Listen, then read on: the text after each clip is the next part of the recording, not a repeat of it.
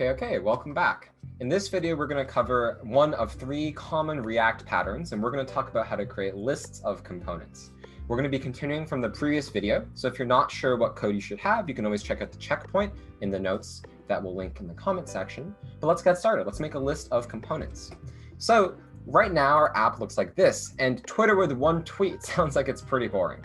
So I want to add quite a few different tweets. But importantly, I want to make each tweet self-contained from the other, right? Plus, liking 1 tweet shouldn't make you like another tweet. If it does, Twitter would be really weird. To start off with this, I'm going to first create an array of the stuff that we want to have in each tweet. So this is in the notes. You can just copy paste this. And here you can note I've created 3 tweets. Each one has an author and a body. Our goal is to then take this array and transform it somehow into a bunch of components that we can then render to the screen. This is a really, really common pattern in React. So let's do just that. I'm going to delete this singular tweet that I have, and we're going to write some JavaScript. Let's add the braces here. We're going to use something in functional programming called a map. So a map basically says, hey, we're going to take in an array and then apply some function to every item in the array, and the output, the return value, is going to be an array of those applied functions. So here, we're going to apply this to tweets. Then we're going to call .map, right? That's kind of the function that we're going to use.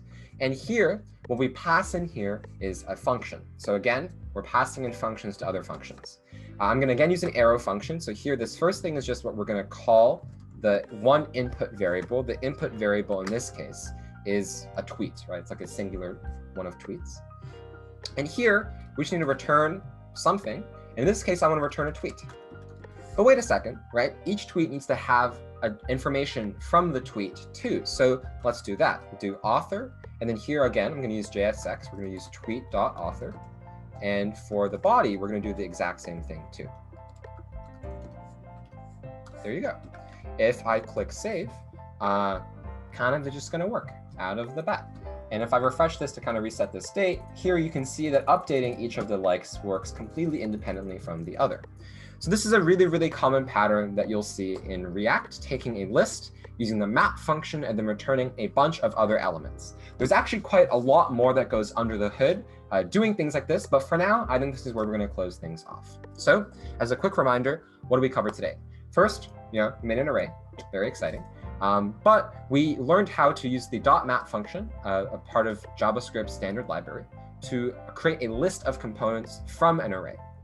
And then you can notice that all the states and things like that work completely independently out of the box. We didn't even touch tweak.js at all. So that's it for this video. Next video, we're going to tackle form inputs, which is super exciting, and I'll see you there.